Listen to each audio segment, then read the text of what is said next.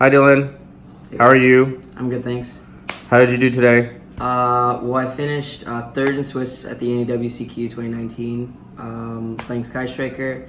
I lost in top 64 to something that was half out of my control and half tunnel vision. It was my first premier on top. I'm really happy with it, but next time I'll do better. But overall, I'm really satisfied with my performance in the deck I played. Cool. Yeah. So we're gonna do something a little different. Cool. People want shout outs first. Okay, so I want to give a huge shout out to everybody that I stay with, the Corber, the Cravings people. You guys are the homies. Shout outs to the team, obviously, Team Game Nation. Go to YugiOhMarket.com and use code Dylan5. Not Pangod5, not ProPotato5, use Dylan5. And shout outs to everybody who supports me in Toronto, from ANC, from locals. There's too many people to name off the top of my head. But you know who you are, and you guys are what makes the game worth playing for me. So just want to give a huge thank you. Thanks, Dylan. I love you, Joe. Okay. Okay, show me what you played. Okay, so I played going second striker. I thought it was a really good meta call for the event because I didn't want to play Thunder Dragon, even though I thought it was the best deck because it's a dice roll in the mirror match against Orcust. And striker can go second against those decks and win a lot of the time. And your matchups like Salamangreat, Altergeist, Chudrika, which can be difficult for Orcust and Thunder, are just biased for this deck. So I just think it was the best deck for the event. Cool. So the best monster in the game still is 3-Ray. She's still Bae. She was with me all day. Well, I went 9-0 day one, just so you know. 3 engage. I'm not going to really explain that. Same thing with 3 multi-rule. This is more important in the deck than ever. You can't change that ratio. Triple Widow Anchor. I was actually thinking of cutting this to 2 because when you go second, you don't want to it doesn't really help break boards that much, but with the presence of the mirror match and stuff like that, you just want it in your deck. So I just decided not to do that. 2 Shark Cannon. This is something that my teammates Ryan and Abdul convinced me to do. I was on 1 initially, but it was really good throughout the whole weekend because it has applications against every deck. Because against Thunder Dragon, you can special summon their Hot Red back. You can special summon Triple Burst back, summon Kagari again. You can do a lot of niche interactions. And it has applications, obviously insane against Salad and Orcust. So it was really good all weekend for me. I played 2 Area Zero. I'm a big advocate for 3 of this because you need to see Array to win in this deck. But with some of the other cards that I play, because I am playing going second, you don't want to draw this card as much because it's dead a lot of the time with your established board. And then for the 1-up striker spells, I played Eagle Booster. This was a last minute decision. I wasn't going to main deck this, I was going to side it for the mirror, but since Jesse won the playoff the day before, we were kind of expecting a few more mirror matches, which is why I decided to play it. Hornet Drones, Afterburner, and Jamming Waves. So the thing you'll notice with this is I did not play Hercules base. I do not think that card is good right now whatsoever because I am going second. I do need all my cards in my hand to be live, or as many of them as possible, which is why I only play the essentials for my striker cards and a lot of the cards in my deck. And I don't feel like if you use your resources correctly, if you're not wasting your Kagaris, I feel like you don't need a Widow Anchor. Hercules base. So it wasn't really necessary for me. So those were all the striker cards in my deck. Next, for the best floodgate in the game of Yu-Gi-Oh right now, is Mystic Mind. This card is crazy because it's basically Vanity's Emptiness, Skill Drain, all in the same card. It's just crazy. It's what makes Striker unfair to the level that Thunder and Orcust are, which is why I decided to play this version of the deck.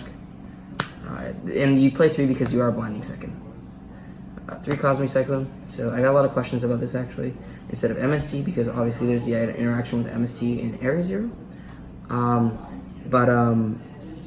I really liked it because when you go second against Orcust with Dingirsu, you can hit the counter trap and they can't Dingirsu because if you play MST, they just negate it and you just go neg1 for absolutely no reason, and you'd have to waste 2 cards getting over the Dingirsu and the counter trap when you could just use 1 and out it. So this was really good for me all weekend. It's really strong in the mirror match to hit Area Zero as well. So I loved it. It was so good for me all weekend. I definitely do not regret playing this card. And then that's all the 3 of non-striker spells. 2 ofs, 2 terraforming. This is crazy because it just searches a floodgate, puts a spell engrave, or it searches my engine cards. So it's just ridiculous in this deck. 2 Foolish Bearer Goods.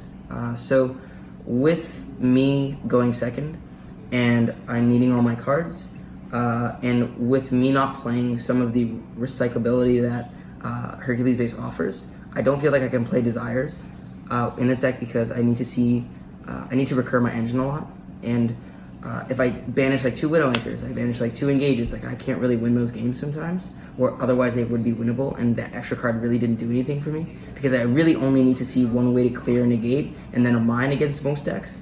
So the extra card, as opposed to the resources, was not like worth it in my deck. So that's why I chose that engine over Desires or anything else. Upstart, Rhoda, Fusion. These are standard, and then the last spell on my deck is Double or Nothing. I guess this is kind of like the tech of the weekend. I want to give a huge shout outs to my playtesting group of Ryan Yu, Marcus Carice, Abdul, and Jesse. We all decided to main deck this card. Ryan Yu gave us the initial idea, but we all convinced each other to play it. Essentially, it gives Striker a dimension that has never been seen before, and it provides interaction in the mirror match that's never been seen before. Because before, you'd have to keep all your cards in hand and be very passive in the mirror match, whereas you can just open much worse than your opponent, and you can just kill them with this card out of nowhere. It's also extremely good against decks like Magician, Orcust, Salaman, great because they play so many level 4s, and you have Shark Cannons and Anchors just to get them and make Utopia. And it just, like I said, it just gives a dimension to Striker that it shouldn't have in my opinion. It's just so good. And you only have to play 1 brick. And in Swiss, I would have lost the game against Thunder Dragon, but I just summoned 2 level 4 monsters, and a lot of people don't know is that when you Utopia double summon Utopia, it saves at 5,000 permanently. So he had to top deck the Levy and out it, and he had no cards left in his extra deck, so I just beat him down for 5k, and I won because of that. So that card's really good. Then for the best part of my deck was 3 Metaverse, 3 Impermanence, and 3 Trap Trick. So, these are the cards that these allow you to beat Thunder. They're also insane against Orcust, insane against Salad, like insane against every single deck. And the thing I like most about these cards in particular is they all are really high impact under cards like Twin Twister, Cosmic Cyclone. They're just so good. You go even with your opponent when they Twin Twister you and stuff like that. You get out a Floodgate. You can get out your Eraser to get your engine going. It's just so strong, and it allows me to go second and break the Thunderboard, because any combination of these 2 cards, along with various other combinations of cards in my main deck, can break the Thunder Dragon board. Whereas, like, if you're playing a Thunder Dragon deck and you go second in the mirror, like, you just can't win game 1 sometimes. Like, same thing with Orcust, which is why I decided to play this deck for the event. So that's it for my main deck. So the main deck was 43 cards. I was really not happy with that number, but we decided that every card in here we had to play. Like, there was just no option not to. And with 43 cards, a lot of people actually thought I was playing Orcust. So I had 7 people against me make Dweller, which was like really strong because Dweller doesn't do anything in my deck. So 43 ended up actually becoming kind of an advantage for me. So I'm kind of happy I played that number. So for the extra, obviously the striker. I played Kagari. I'm really sad that one. 3 Shizuku, don't worry, I have a 3rd, it's just in my binder. Use this one for translation. I played 3 Hayate and 1 Cannon. I would like to play 2 of this. I do think it comes up in grind games, and I'm not playing Hercules base, so it would be nice to have the 2nd. But there are a lot of cards we played this weekend in the extra deck that is not conventional in Striker. So I just think this lineup was cool. And like I said, like earlier with Hercules base, if you play all your resources correctly, I really just don't think you need Hercules base.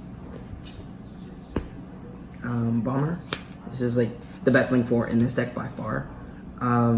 It just blows up boards out of nowhere. There were so many times in Swiss where I would have a mine up, and then I should not be winning a game, and I just Kagari add back Widow Anchor steal, make Hita summon Phoenix, make this, activate 100 drones, and blow up like 5 monsters. And it's just, it gives Striker a dimension it shouldn't have, and which is why this card is so good. Gear Suit, it's just better than Unicorn in this deck, just way better. Because it can send your own field spell, get another monster, and then you can link up into Bomber. Phoenix, because it's a staple. Hita, this is really good, it's like needle fiber. And then I also played Security Dragon. So this was for tokens that, when I was testing for the events, some people were making me start in activating Blackguard.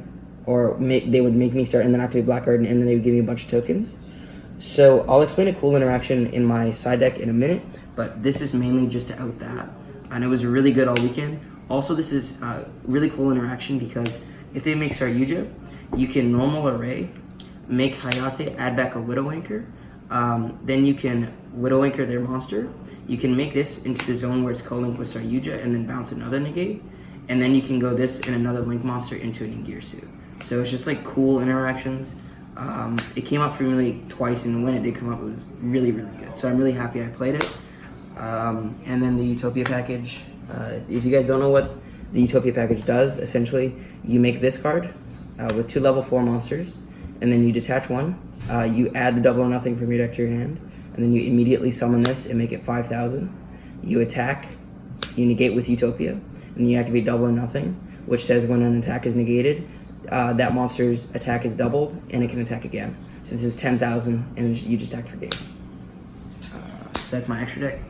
So for the side deck, I played triple Ghost Ogre.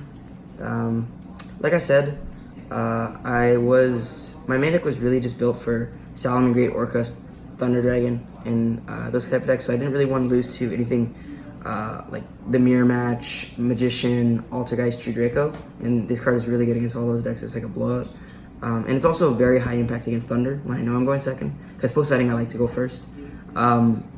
Because if you hit LP and their hand's like kind of subpar, you essentially take like 3 monsters away from them. So it was really good for me. I really like this card in Striker. I played 2 Franker Tops because this card is really, really good going second. It's just so good. It helped me so much against Salamangreat all day because it's like such a high impact card, and it gives you +1s with your field spawn, multi-roll and stuff like that, so they can't respond. Clearing, I outed Order like once with this, outed anti-spell a few times. Like this card is just really good. Yeah, I think it just has to be played in this deck. I played the 1 Scythe, 1 Lancia, and I played triple Sanctum. This was probably, besides, this was definitely the best side cards in my deck, but like by far. So a lot of the time, game 1 you're blinding second. So when you make your opponent start, game 2 they're gonna make you start. So you can side in 2 Sanctum and a Scythe, and you have 3 Trap Trick. So you essentially have 5 copies of Sanctum. And you do draw a lot in this deck with like Fusion, and if engages obviously if you have 3 spells. So this card is ridiculous. I'm gonna explain the interaction with this in Black Garden for you guys. So when your opponent summons a Phoenix, at that point they've given you 3 tokens off of Black Garden. So on resolution of that, when they use Phoenix effect or getting any of your back row, ideally Sanctum in this scenario, you can chain your Sanctum. So you have a Link monster and 3 tokens at this point. So you can chain your Sanctum and you can summon Scythe. So at this point they've given you 3 tokens. And now they're locked into a Phoenix. You have a Link monster and 3 tokens and a Scythe. So on your turn, you can link away your Link monster and a token into this. And then you can go Scythe and token into Phoenix. Pop the Black Garden, draw a card. At that point you get another token. Then you can go these 2 into Ningirsu or Bomber, depending on the scenario, or like Hita, because you can go Hita in this and stuff like that. Like it just gives so many link plays, and it's an out to tokens, which is like really good.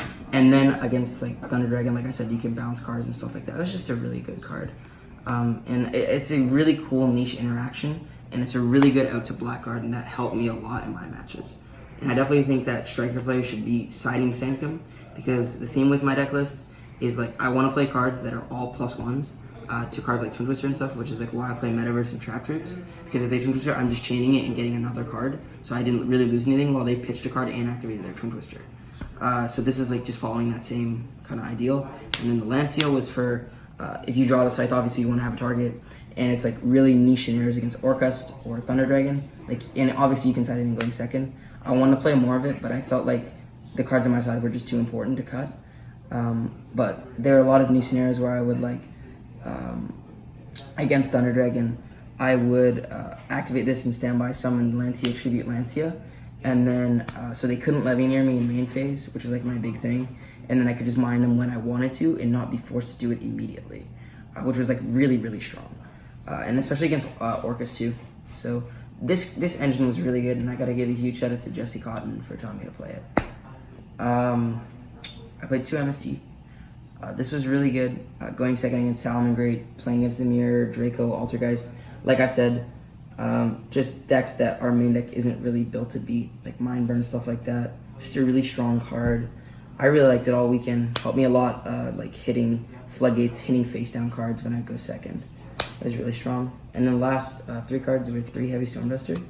So like I said, Trap Trick is crazy because it plays around Twin Twister. It gets you more cards, and we are just allowed to play some of the most broken trap cards that Yu-Gi-Oh has seen, like Metaverse, Sanctum, Heavy Stormduster. They're all +1s. So I'm just like, I think this card is just crazy.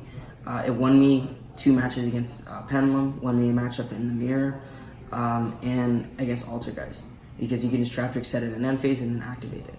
And I have 6 ways to get it against those decks. So this card was really good, and that's my deck profile. I guess I can talk a little bit about matchups. And so I played 6 Salamangreat. I beat all of them because that deck's really, it's a really good matchup for this deck. I played 1 Mirror match, I played 2 Thunder Dragon, and I played 2 Orcust. I went 9-0 day 1, and then I went 11-0, and then I lost the last round. And then in top 64, I lost to 60 card Orcust Pendulum Magician, just to a really unfortunate circumstance in game 3 that was kind of out of my control. But overall, a really great weekend. Got my first Premier top, and I'm really happy with it. Cool. Thank you. Thank you. See you in Toronto. Guys, it's Craig with Team Cardboard Cravings. Thanks for watching the video. If you like it, please subscribe and like and comment and add to watch later, and hit the notification button if we have one. The next video should be here. Dorian, put that in the end part. And we'll see you in the next one.